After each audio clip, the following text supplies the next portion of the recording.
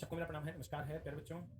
आज 2.5 घंटे की मीटिंग के बाद जो कंक्लूजन निकल कर आया है वो मैं आप लोगों के सामने क्लियरली रखना चाहता हूँ, बिना किसी लाग लपेट। एकदम जो सिचुएशन है वो साफ साफ दिखना चाहिए और वो साफ होना चाहिए कि आरआरबी क्या चाहती है, मंत्रालय क्या चाहता है, शिक्षकों की क्या मांगे शिक्षकों ने रखी और उनका क्या जवाब था। ये सारी चीज़ें मैं आप लोगों के सामने एकदम क्लियरली और बहुत ही स्पष्ट तरीके से वीडियो में रखने वाला हूँ। बच्चों, सबसे पहली बात कि क्या ये 5600 प्लस जो वैकेंसी आई है ये बढ़ेगी? तो उनका स्ट्रिक्ट जवाब है ये वैकेंसी अभी नहीं बढ़ेगी।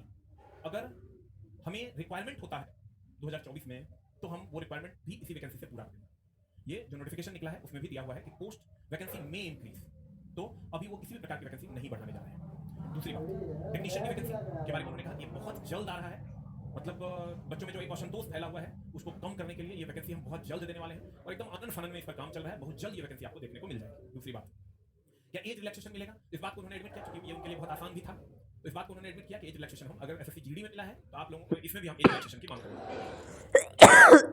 जो अधिकारी थे मैं बता दूं आपको कि वो जो डायरेक्ट अश्विनी वैष्णव जी को रिपोर्ट करते हैं वो थे, जो सारे आरआरबीज को देखते हैं वो थे, मतलब जो हेड ऑफ द डिपार्टमेंट थे रेलवे के, जो सबसे ऊंचे लेवल के, इससे ऊंचे कोई पदाधिकारी नहीं, सिर्फ मंत्री जी बचे उस लेवल के पदाधिकारी थे। तो आप इसकी गरिमा को समझ सकते हैं, इस स्टेटमेंट की गरिमा को। दूसरी बात की इन्होंने कहा कि हम आप लोग कहते थे कि हम हर वर्ष वैकेंसी निकालें, हर वर्ष वैकेंसी निकाले रेलवे, तो इसी पर हम लोगों ने गंभीरतापूर्वक विचार किया और हर वर्ष निकालने की प्रक्रिया शुरू की। अर्थात 2014 में हमने 5 साल का वैकेंसी दिया था, इसलिए वो 25-30 हज़ार आपको दिखाई दे रही थी, यानी उसमें 15,000 से अप्रॉक्स या उस टाइम का जो भी डेटा रहा हो। और जो फिर 2018 में वैकेंसी दिए थे हम, उसमें भी लगभग 24-25 हज़ार के आसपास एलपी था, अप्रॉक्स डेटा हम बोल रहे हैं, यानी वो भी हम 18 में जो दिए थे वो अगले 4 साल तक के लिए दिए थे, मतलब हर साल हमारे यहाँ 3 से 5 हज़ार पद खाली होते हैं।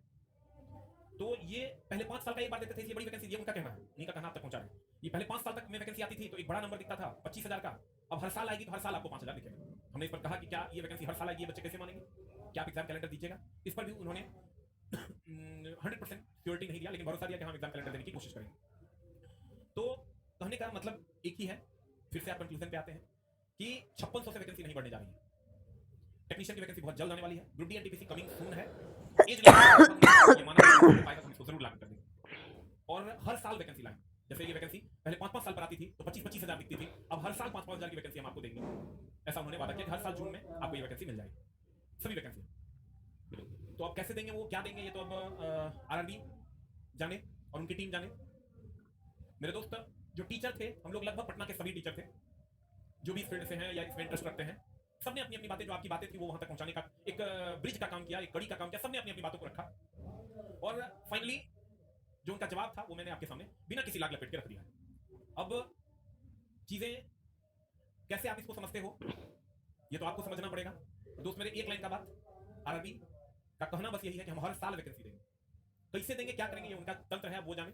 लेकिन अभी जो है 5600 प्लस वैकेंसी नहीं बढ़ाने जा रहे हैं, टेक्नीशियन की वैकेंसी हम तुरंत देने जा रहे हैं और ये सारी वैकेंसी आप हर साल आएंगी, जैसे जैसे हमारी जरूरतें होंगी उस हिसाब से जितनी जितनी जरूरतें होंगी वो हम हर साल करेंगे। इस बात पर उन्होंने विशेष जोर दिया, ये मेरा स्टेटमेंट नहीं है, उनका स्टेटमेंट है कि पहले 5 साल में आती थी एलपी की वैकेंसी तो 25,000 आती थी, अब हर साल आएगी। दूसरी बात, उन्होंने कहा, हमने पूछा कि टेक्नीशियन की वैकेंसी को आप क्यों अलग कर रहे हैं जबकि दोनों का पैटर्न सेम है। उन्होंने कहा नहीं, एएलपी में आईटीआई वाले भी बैठते हैं, डिप्लोमा वाले भी बैठते हैं, बीटेक वाले भी बैठते हैं, आईटीआई, डिप्लोमा और बीटेक तीनों लोग बैठते हैं, जबकि टेक्नीशियन में ऐसा नहीं है, सिर्फ आईटीआई वाले बैठते हैं।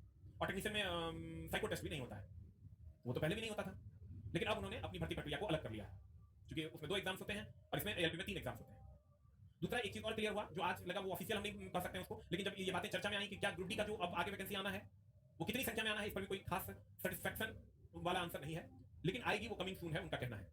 दूसरी बात, ग्रुप डी में आईटीआई अनिवार्य था, अब नहीं होगा। हमने कहा ये तो आपने नोटिस निकाला था, उन्होंने कहा नहीं, ग्रुप डी में अब आईटीआई अनिवार्य हम लोग नहीं करेंगे। तीसरी, सिलेबस बदलने की बात आई तो सिलेबस बदलने पे हम लोगों ने उसका विरोध भी किया, तो उन्होंने कहा ठीक है हम सिलेबस इसका नहीं बदलेंगे किसी भी एग्जाम। तो ये सारी चीजें निकलकर सामने आई और उम्मीद करते हैं कि कुछ और चीजें जो स्टूडेंट के हक में है। हमने एक ये भी कहा कि अगर सर यही प्रक्रिया आप हर साल भर्ती की निकालने जा रहे हैं तो आप हम लोगों ने ये रखा कि सर आप अभी फिलहाल 2 साल की दे दीजिए और 2 साल के बाद आप आगे की वैकेंसी का हर साल दे दीजिएगा, या पीछे का जो 5 साल की वैकेंसी है वो अभी दे दीजिए। तो उन्होंने कहा नहीं, हमने जो 2018 में निकाला था वो 2024 तक का था, अब जो हम निकाल रहे हैं वो आगे का है। जैसे हमने आगे सर पीछे की वैकेंसी दे दीजिए, उन्होंने कहा नहीं, 2018 में जो हमने निकाला था वो 2024 तक हम अभी तक ले रहे हैं, अभी भी देखिए पैनल आ रहा है, और अब जो हम वैकेंसी दे रहे हैं वो 2024-25 का होगा, फिर 25 में वैकेंसी देंगे, 25-26 एग्जाम कैलेंडर पर भी उन्होंने कहा कि हम इस पर विचार करें, चीजें सामने आएंगी तो बात करें। यही सब बातें लगभग अगर ऑन एन एवरेज बात करें, यही सब बातें हुई।